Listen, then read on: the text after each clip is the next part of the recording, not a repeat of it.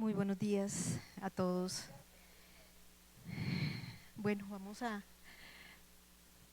el título es Dios de pactos. Y la verdad es que nuestro Dios, mi Señor, es un Dios de pactos. Y allí la palabra dice en Mateo 26, 29, vamos un momento allí. Porque hay algo bien especial en este versículo. Mateo 26.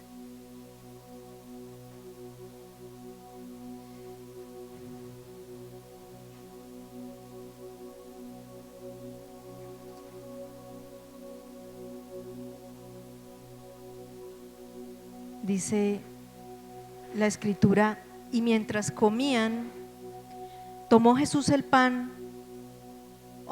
26, 29, qué pena con ustedes. Dice: y os digo que desde ahora no beberé más de este fruto de la vid hasta aquel día en que lo beba nuevo con vosotros en el reino de mi Padre. Es una promesa que Él dio. Nos dijo que Él no iba a volver a beber de ese fruto, de la vid, del vino, hasta cuando se volviera a reunir con nosotros. Y no iba a ser en cualquier parte, iba a ser en el reino de su Padre.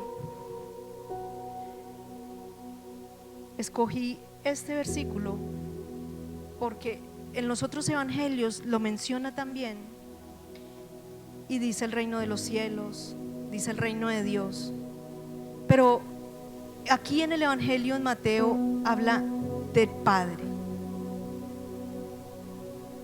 El Señor Jesucristo lo que está hablando aquí en este contexto es un regreso a casa.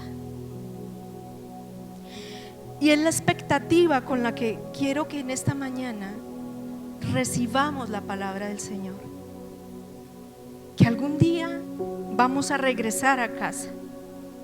Y es cierto. ¿Saben por qué? Porque Él es un Dios de pactos. Él es un Dios que cumple sus promesas. Y si Él lo dice, así va a ser. Entonces vivimos con una expectativa de bien. Cada día que pasa en esta vida, en este mundo, cada paso que damos, cada respiración que damos, lo vivimos con una expectativa, con un propósito. Ahora vamos un momento a Lucas 22 y vamos a mirar allí, sin perder Mateo.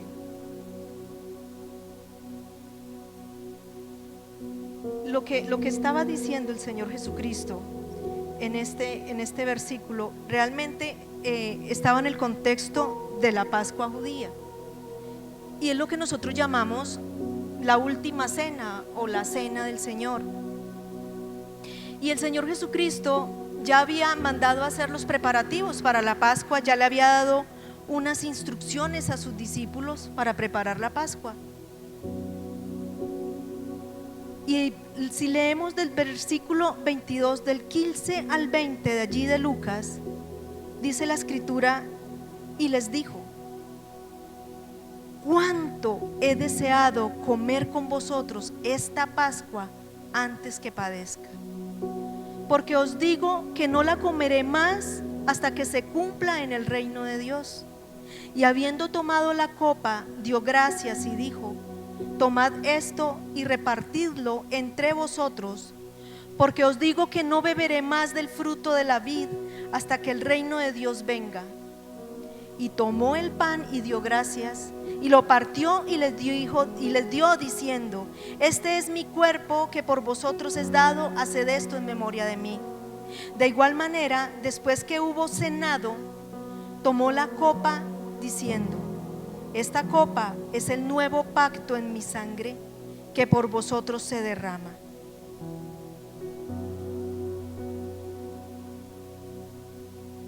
el Señor aquí no está hablando de una simple repetición. Cuando leíamos aquí en Mateo, dice que Él iba a tomar vino nuevo con nosotros en el reino del Padre.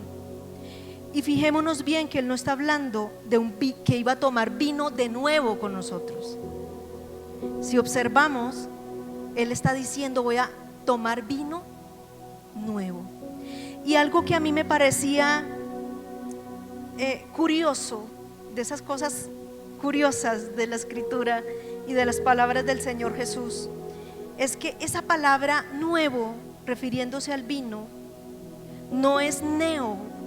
Si vamos al griego, no es vino nuevo de recién hecho.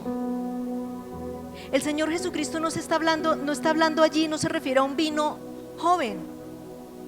El Señor Jesucristo, la palabra que utiliza allí significa nuevo en esencia, en naturaleza. No significa que otra vez lo va a tomar.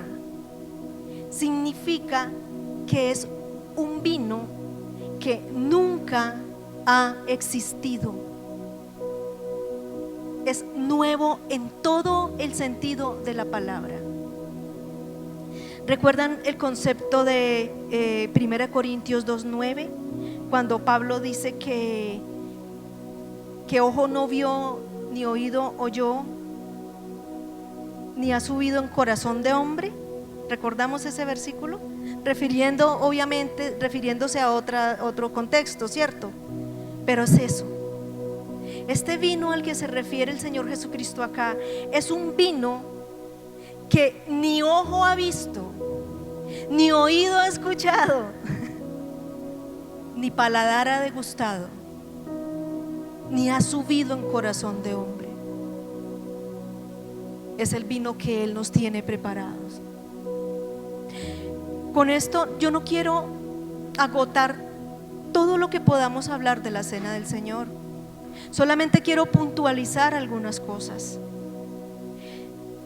Este vino no es un vino terrenal al que Él se refiere. Vamos a participar de una sustancia y una alegría completamente nuevas en la eternidad. Regresando allí a Lucas 22,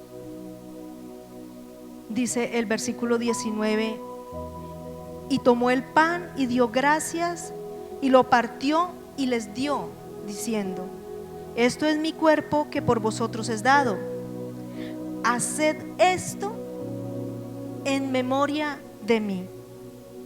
Y la verdad es que nosotros hemos entendido que la cena la debemos hacer recordándolo a Él, ¿cierto?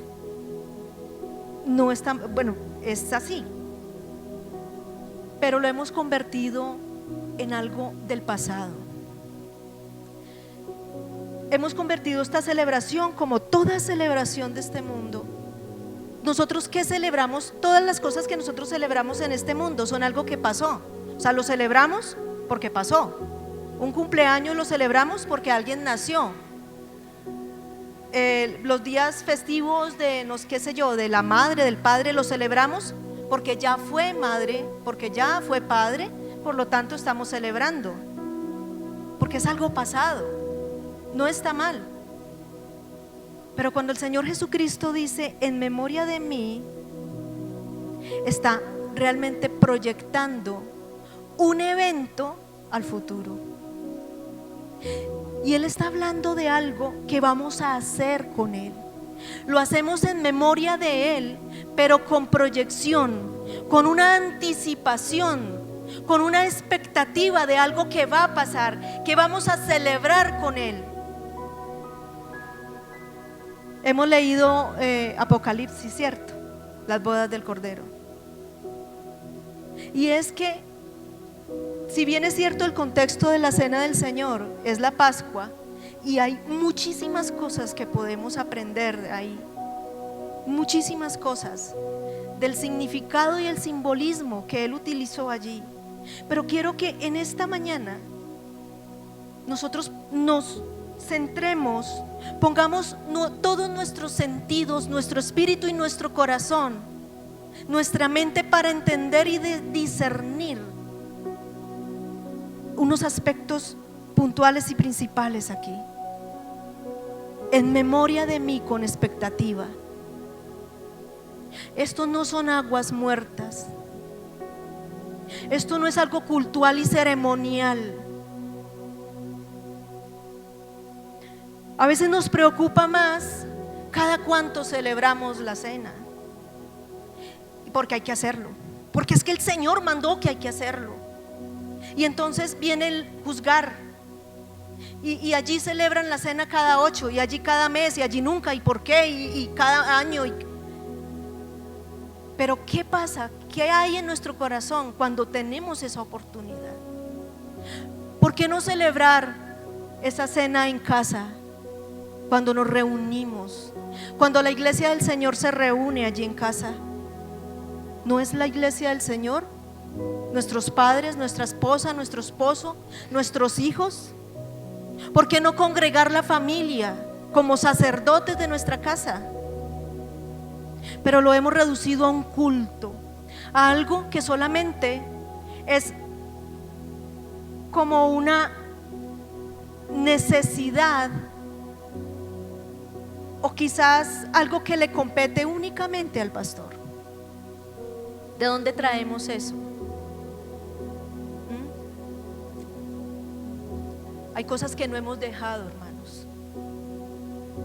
Hay cosas que las seguimos sintiendo, las seguimos percibiendo como ceremonia.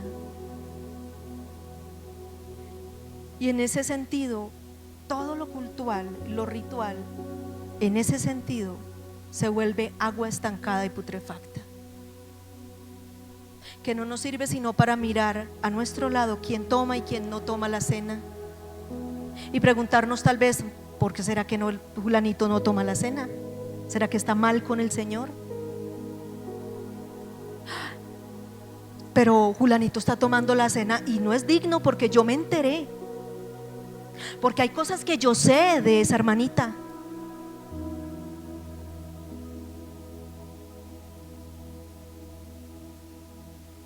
Hay algo que siempre debe haber en el momento de nosotros compartir la cena, sea aquí, sea en nuestro hogar, y es algo que Hebreos 11:6 nos dice que la certeza de lo que se espera, la convicción de lo que no se ve. Y esa es la actitud con la cual nosotros debemos tomar esta cena. Debemos participar y debemos celebrar. Es una celebración, pero ¿ustedes se han visto las caras cuando ustedes toman el pan y el vino? Parece un sepelio, hermanos. No parece que estuviésemos celebrando la anticipación de una boda. Parece que como novia, como futura esposa, nos hubiesen prometido a un ser que no lo merece, que no me merece. Parece que en lugar de ir a ver a mi amado, en lugar de estar pensando que mi corazón palpita por él, que mi anhelo es verle, que mi anhelo es reunirme con él, parece que me estuviesen llevando al cementerio. Hay algo que me parecía muy bonito de la palabra pacto, porque de hecho el Señor dice aquí que en el versículo 20 de Lucas, cuando Él toma la copa, dice que esta copa es el nuevo pacto en mi sangre que por vosotros se derrama. Lo que el Señor Jesucristo ahí está haciendo un pacto. Y bueno, no sé si haya alguien aquí, pues de pronto un abogado que me haga o que me ilustre o nos ilustre, pero yo encontraba que pacto es diferente a contrato. El contrato es algo legal que obliga a las partes a ejercer el objeto del contrato, a cumplir con el objeto del contrato. Pero si una de las partes no lo cumple, pues hay consecuencias legales. Eso es un contrato. Cuando un contrato, una de las partes lo viola, por decirlo, lo violenta, no lo cumple, el contrato se acaba. Ya el objeto del contrato por el cual se había firmado ya no existe. Pero encontraba algo bien bonito. El contrato es individual, pero el pacto, hermanos, el pacto se establece con base en la relación.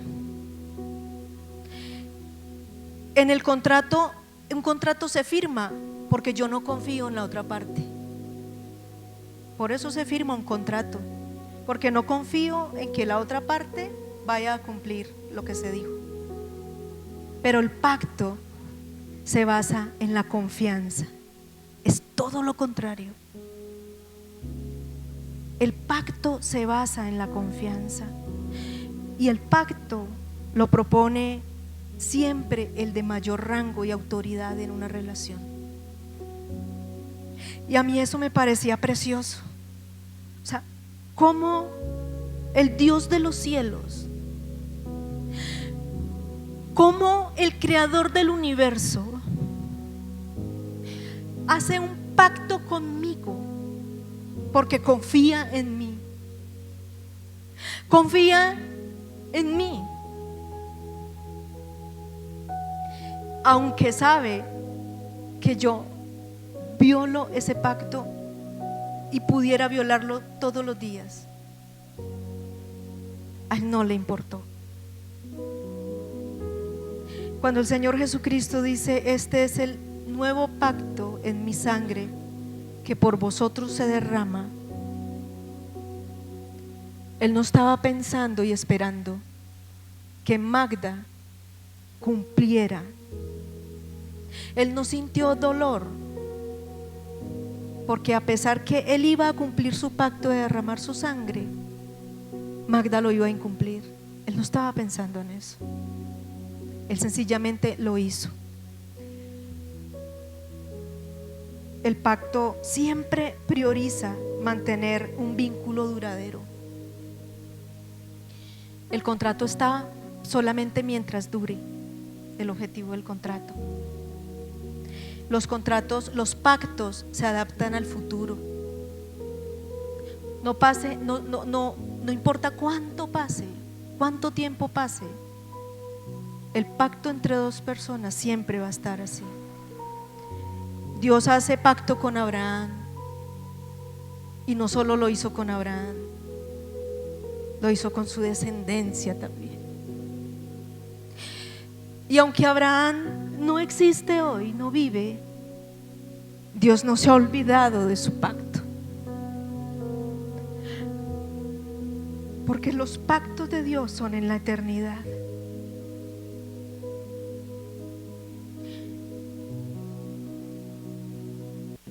El pacto se basa en la identidad y en el carácter de las personas.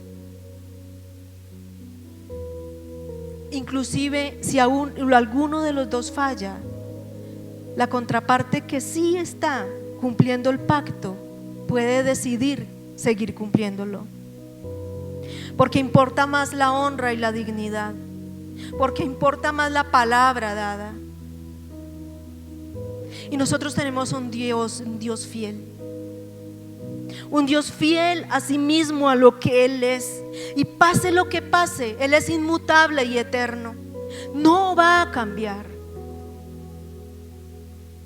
Si el Señor hubiese establecido su pacto con base en mi fidelidad, no existiría pacto.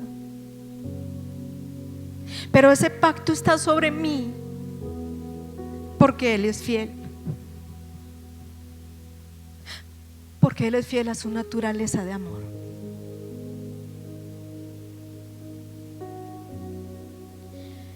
En la cena, aunque se celebró en un contexto de boda, de Pascua, muchas de las cosas que el Señor Jesucristo habló las expresiones que utilizó se refieren a una boda. Y vamos a mirar algunas cositas de pronto de cómo era una boda judía.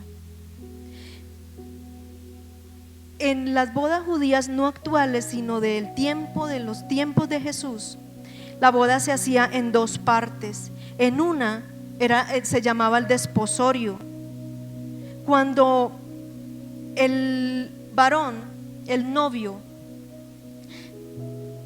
se reunía con los padres de la novia y los padres del novio, y se reunían los novios también, y había ahí un testigo ajeno a la familia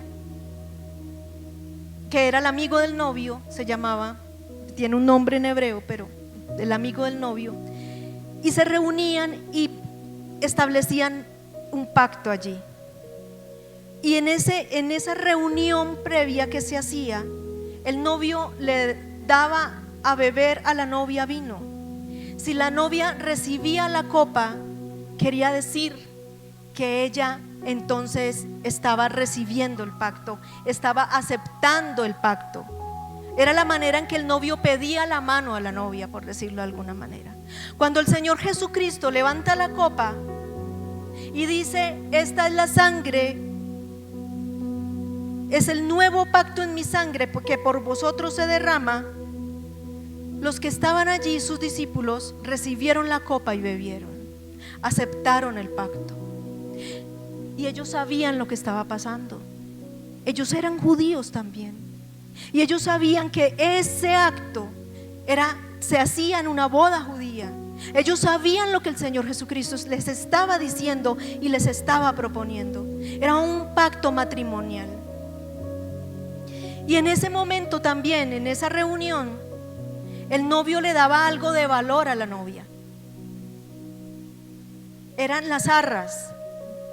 Después empezaron a utilizarse los anillos también en esas bodas, pero en ese tiempo podía ser la moneda que más valor tuviera de la época. U otra cosa de mucho valor, el novio le entregaba a la novia, porque era como las arras, como la seguridad que la novia tenía de que ese novio la había separado y se iba a separar para ella. Pero ahí en esa reunión no se casaban todavía ellos, aunque era considerado legalmente ya el matrimonio, ahí en ese momento, porque el novio tenía que ir a hacer algo especial.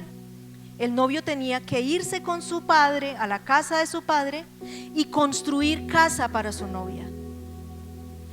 En la casa de su padre se usaba muchísimo también que allí construía habitación para ella.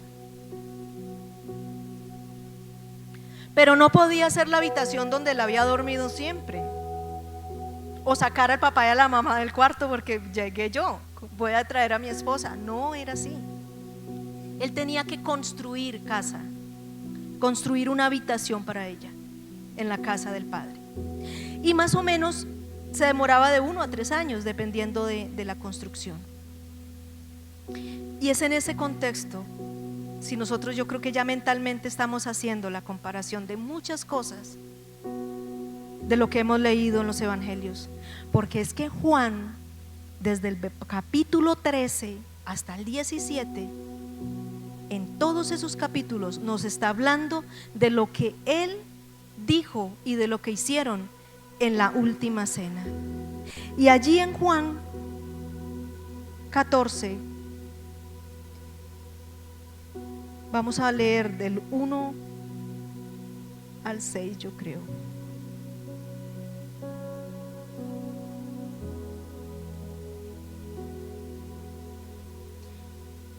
El Señor le dice: no se turbe vuestro corazón, creéis en Dios, creed también en mí.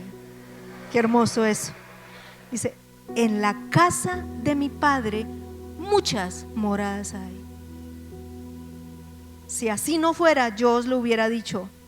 Yo os lo hubiera dicho. Voy pues a preparar lugar para vosotros.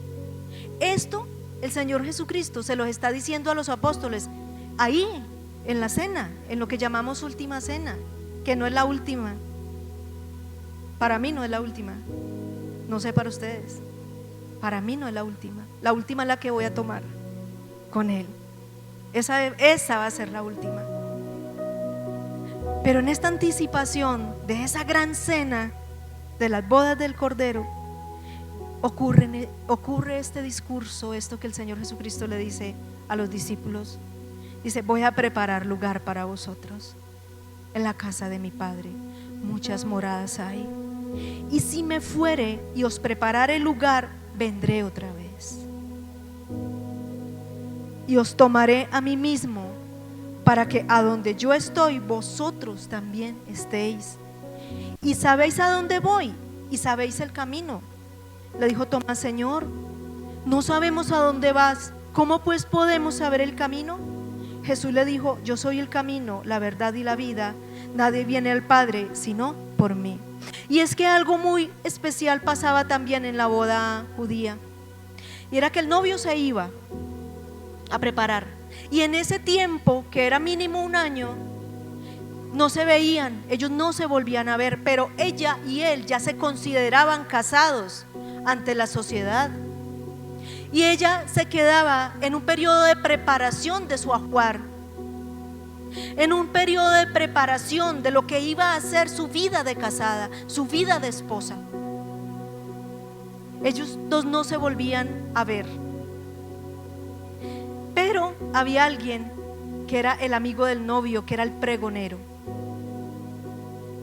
Entonces se usaba mucho que en las bodas, cuando el novio regresaba después de ese año o más, regresaba por su novia, lo hacía en la noche, porque evocaba también la fiesta de la liberación y de la Pascua, cuando el Dios de Israel vino en la noche, a medianoche, dice la escritura en Éxodo, por su amada, por Israel, para libertarla, para sacarla y para traerla así, para llevarla a Él, al Padre, para regresarla al lugar que le pertenecía, a la tierra que le había prometido.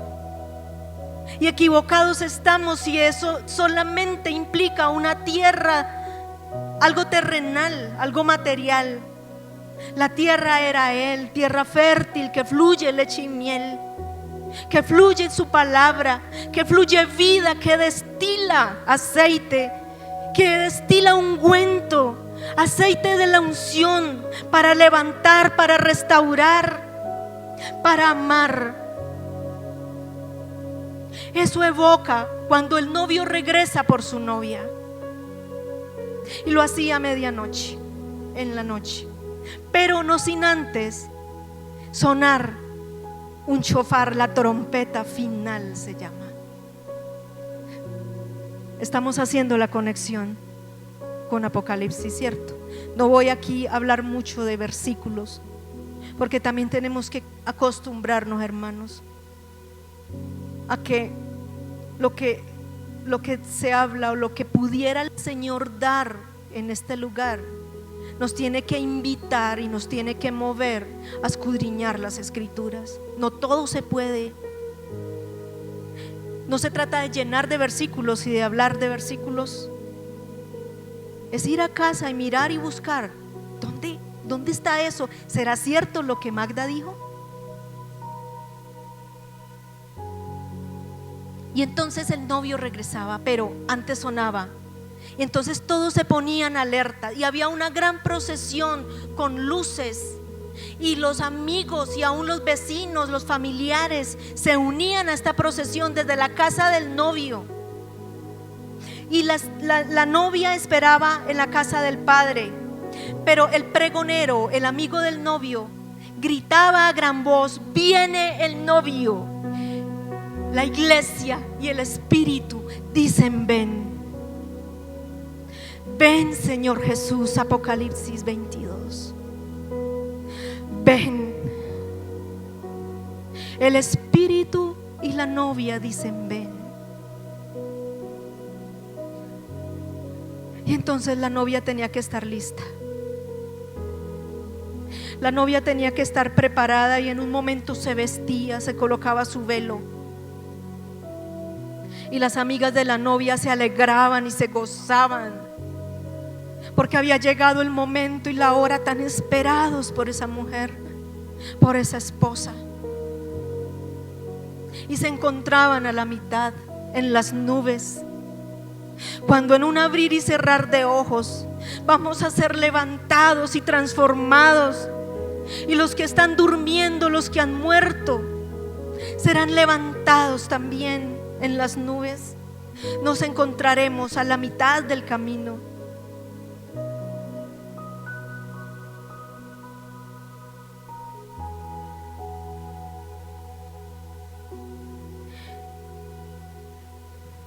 Y entonces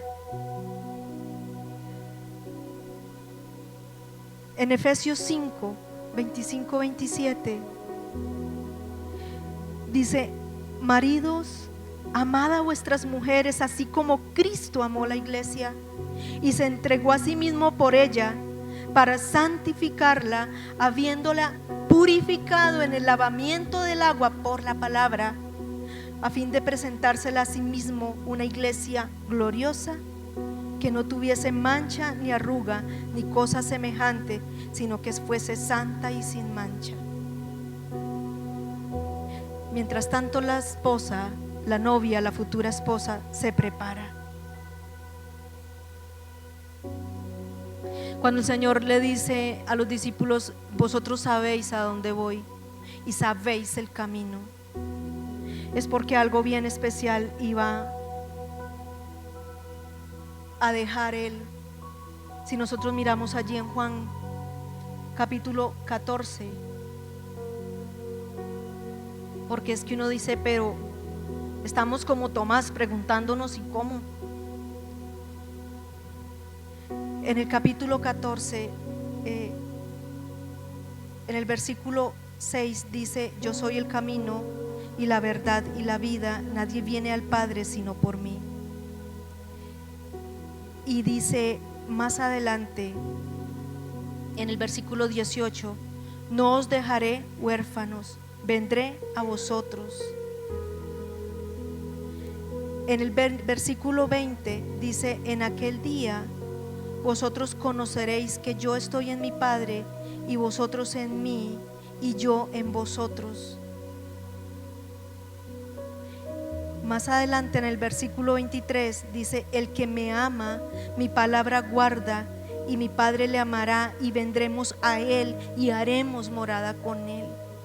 Todo esto está hablando de lo que iba a pasar y de lo que sucedía en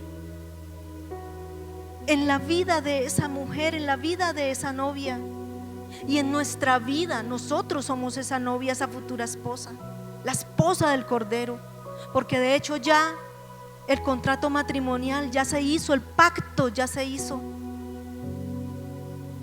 Y cuando hay dudas, porque a veces dudamos, ¿será que yo sí? ¿Será que sí estoy incluida, incluido en ese listado? ¿Si hago parte de la novia? Él es bien hermoso y dice: el que me ama, mi palabra guardará, versículo 23. ¿Tú quieres saber si haces parte de la novia, de la esposa? El que me ama, el que ama al novio, su palabra guarda. Aquí el Señor Jesús les estaba dando seguridad en todo lo que Él dice. Está queriendo transmitir seguridad a su esposa. Miren, la pregunta de Tomás, a veces decimos Tomás, el incrédulo, pero ¿cuántos Tomás? Y el Señor Jesús, tras juzgar a Tomás, ¿cierto? ¿Juzgó a Tomás? No. El Señor Jesús sabe que en este mundo tenemos aflicción, que en este mundo hay persecución, que en este mundo hay duda, que en este mundo a veces no sabemos, no entendemos, no vemos como quien mira cara a cara, sino que hay un velo. Y entonces Él nos trae seguridad Más atrás en el versículo 18 dice: no os dejaré huérfanos, vendré a vosotros. En el versículo 26 dice: mas el Consolador, el Espíritu Santo, a quien el Padre enviará en mi nombre, Él os enseñará todas las cosas y os recordará todo lo que os he dicho. El amigo del novio, aquel que conoce la intimidad del corazón del novio, aquel que se encarga de cuidar a la esposa, a la novia. Ese pregonero no solamente era el encargado de advertir la llegada del novio el día del desposorio final, de la boda final. Ese amigo hacía como Celestina, la Celestina. Él iba y traía, llevaba y traía recados entre el novio y la novia durante el periodo de separación. Él se encargaba de guiar a la novia. Lo decimos así, en ese tiempo no tenía tanto contacto con la novia, sino con los padres de la novia, más bien. Pero el amigo del novio era ese puente entre ellos dos. Y el Señor dice que Él no nos va a dejar solos, que hay un consolador. Porque cuánta expectativa, pero también cuánta nostalgia había en la novia por su esposo, aquel que no iba a ver en tanto tiempo. El Espíritu, a quien el Padre enviará en mi nombre, Él os enseñará. El Señor Jesucristo, cuando se fue a ir, Él se encargó de que su esposa estuviese bien, de que si en ese tiempo iba a tener duda, de que si el novio la iba a tomar, que si iba a volver, que si iba a regresar, hubiese alguien que los conociese a los dos de manera tal que pudiera dar seguridad a ella.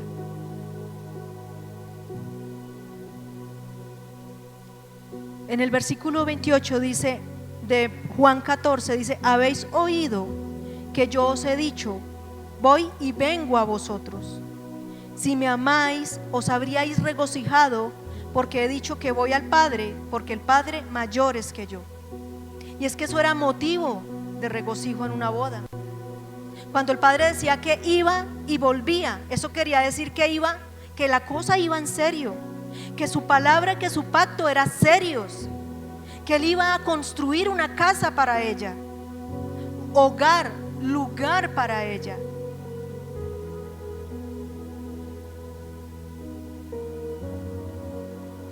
Hermanos, ese mensajero de amor, ese heraldo de medianoche, ese custodio de la novia, está hoy en nosotros y con nosotros.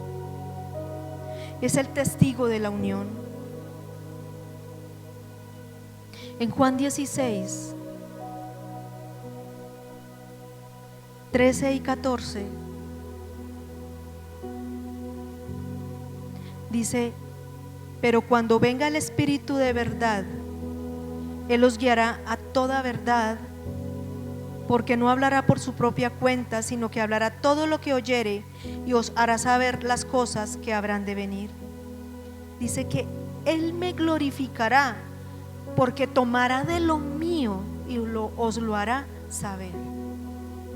Todo lo que tiene el Padre es mío, por eso dije que tomará de lo mío y os lo hará saber. Hay momentos en los que hay debilidad y tristeza. Hay momentos en los que las circunstancias opacan esta felicidad, opacan el regocijo de estar esperando, de haber sido comprometidos, de estar preparando ese ajuar. Lo opacan de una manera tal que nos miramos y solo vemos la arruga en nuestro vestido de novia, y solamente vemos lo que falta ¿Cuánto falta para preparar ese ajuar? Y vemos lejano el día en el que Él pudiera llegar, pero no nos percatamos y no percibimos que Él está aquí, que el Espíritu Santo de Dios está en mí, está en ti y está aquí, y es el que corre, es el que va y viene, por decirlo de alguna manera. Él no es que se traslade, lo sabemos, ¿cierto? Pero imaginemos el símbolo que estamos utilizando del mensajero, del amigo del novio. Es el que va sigilosamente. Él está no preocupado, pero está ocupado en que esta boda sea la más excelente, la boda de todos los tiempos. Es una boda que va a ser por la eternidad. Es un matrimonio que nunca se disolverá y tiene que salir perfecto, perfecto. Pero saben, el encargado es Él. ¿Cuánta seguridad tenemos que esto va a salir bien? Yo tengo toda la seguridad del mundo, porque el que lo está haciendo es Él, el Espíritu Santo de Dios. Y es como fuego, es como viento, es como viento que me eleva, es como fuego que me enciende, es como fuego que me apasiona cada día por Él. Es como fuego que me recuerda el corazón del novio que late cada día por mí.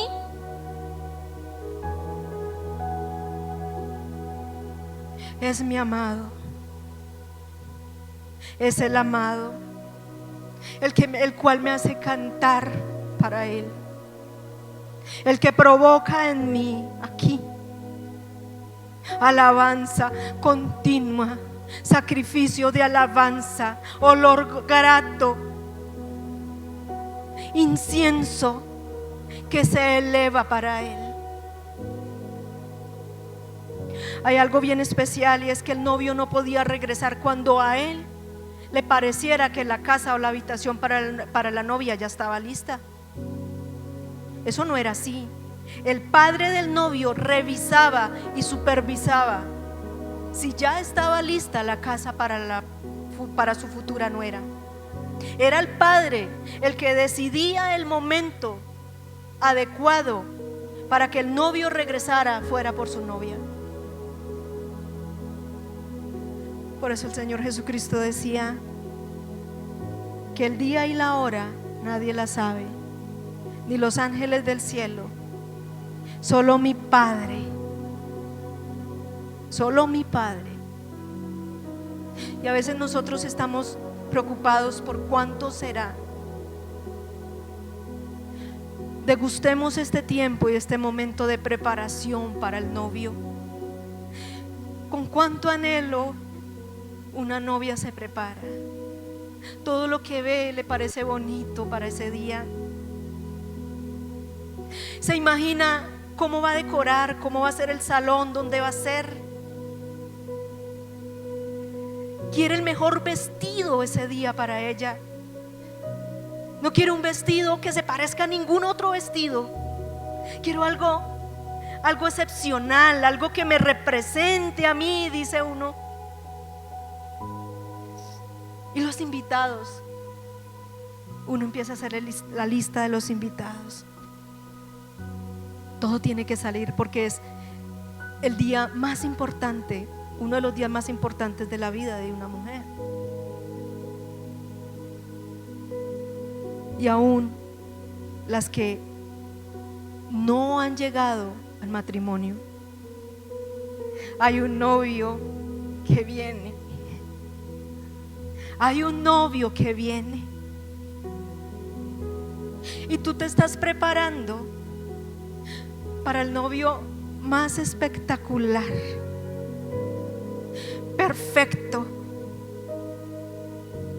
no terrenal, eterno, que sobrepasa a todos los amados de este mundo, porque en Él hay esperanza. Apocalipsis 22, 16 y 17, les recordaba hace unos momentos que ese debe ser el sentir de la novia. El versículo 16 dice: yo, Jesús, he enviado mi ángel para daros testimonio de estas cosas en las iglesias. Yo soy la raíz y el linaje de David, la estrella resplandeciente de la mañana. Es que el novio que tenemos no es cualquier cosa. Su linaje es de reyes, su linaje es de sacerdotes, su linaje es de gente preparada y escogida. No es cualquier cosa, no es cualquier novio. El versículo 17 dice: y el espíritu y la esposa dicen ven, y el que oye diga ven, y el que tiene sed venga, y el que quiera tome del agua de la vida gratuitamente. ¿Saben por qué el espíritu y la esposa dicen ven? Porque los dos, no es solo el espíritu, no es solo la esposa, es porque son uno. El Espíritu de Dios se ha compenetrado y está conmigo. Efesios 1 del 13 al 23. Miren, al recordarles, yo sé que esto lo sabemos todos, tal vez, bueno, había cosas que yo no sabía, pero quizás ustedes ya saben todas estas cosas. Mi tarea hoy es recordarles y recordarme por el Espíritu de Dios que este tiempo de que estamos esperando aquí es un tiempo de expectativa y es un tiempo no nostálgico por algo que pasó, porque es que a veces nosotros nos quedamos en la cruz, nosotros a veces no pasamos de la cruz, pero el Señor Jesucristo dice: este es un tiempo, este tiempo es un tiempo de gozo, es un tiempo de esperarle, es un tiempo de preparación, pero es un tiempo de preparación con regocijo. En Efesios 1 del 13 al 23 dice: en Él también vosotros, habiendo oído la palabra de verdad, el evangelio de vuestra salvación, y habiendo creído en Él, fuisteis sellados con el Espíritu Santo de la promesa. Ese es el sello, esas son las arras, esa es la herencia de valor que Él nos dejó cuando se fue para regresar después. Esa es la herencia. ¿Cuántas veces en el día, en la semana, en el mes, en el año, somos conscientes que esa herencia está en nosotros, que hemos sido sellados con el Espíritu Santo? O tal vez, ¿me escuchan? Ahora sí. Vivimos tan absortos en nuestro día a día, en nuestras necesidades sentidas, materiales, en nuestras preocupaciones, y no somos conscientes de eso. Él está aquí, Él vive en mí, y esto va a salir bien, y está saliendo bien. En Primera de Juan 4, Primera de Juan A mí Juan se me volaba. En primera de Juan 4 dice: en esto conocemos que pertenecemos a Él. ¿Por qué?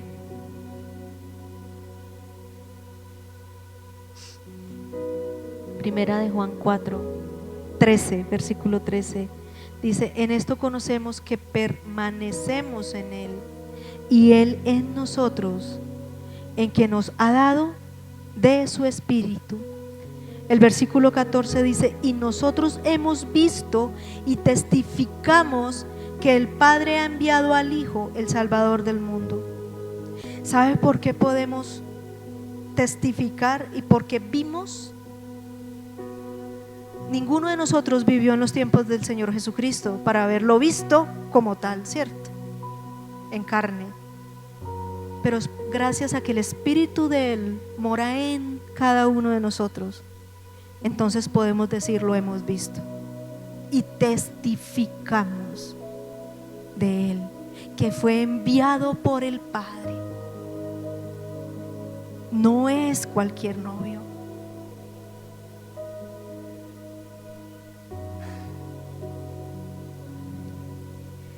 Bendito Dios.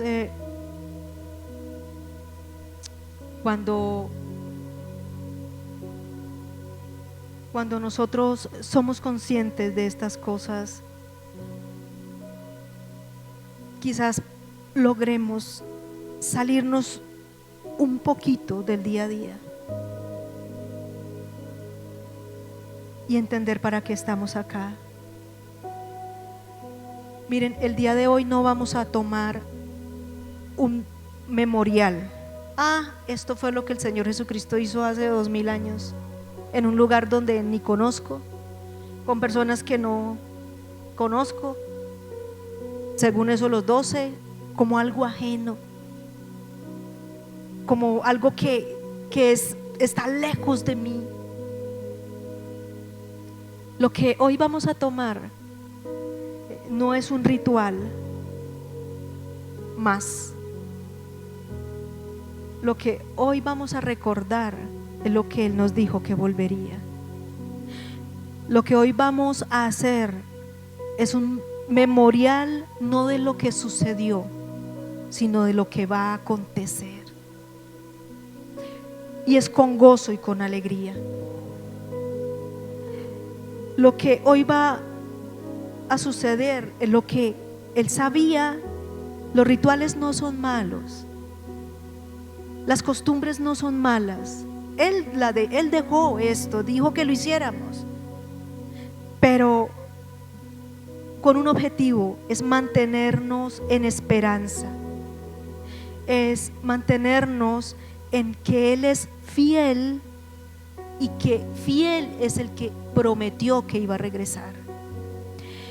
Lo que hoy va a acontecer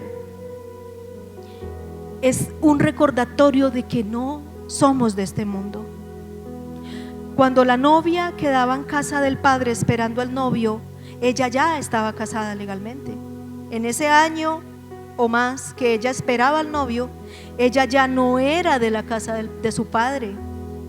Ella ya no pertenecía a ese hogar, porque su hogar ya lo estaban construyendo.